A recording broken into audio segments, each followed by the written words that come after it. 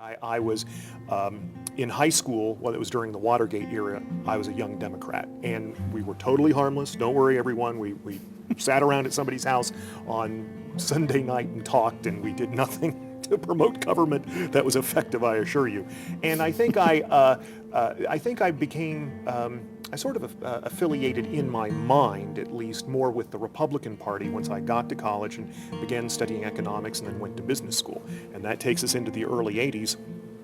And I decided that Ronald Reagan was not serious about cutting the size of government. There's this old adage that people join the Libertarian Party for two issues. I did join the Libertarian Party for two issues: Social Security and the war on drugs.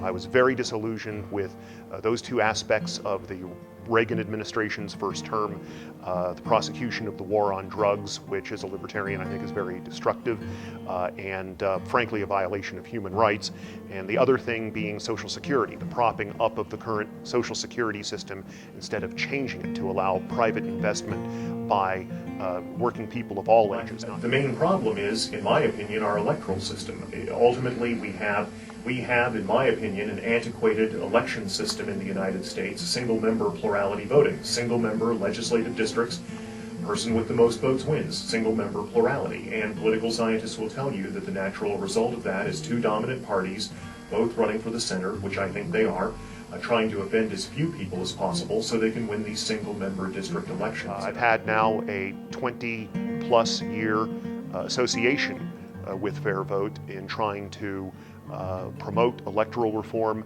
and alternatives to our winner-take-all single-member plurality, single-member legislative district, person with the most votes wins voting system, which makes so many voters feel boxed into voting for the lesser of two evils.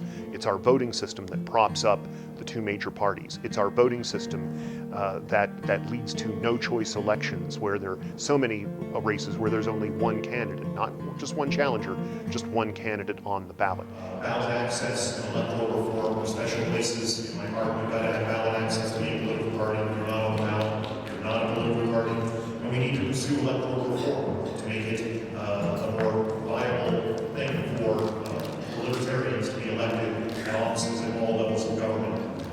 It's time to move this party forward. It's time to change the paradigm and run candidates for statewide office frequently, hopefully in every election moving forward. But the time to change this, the time to start is now.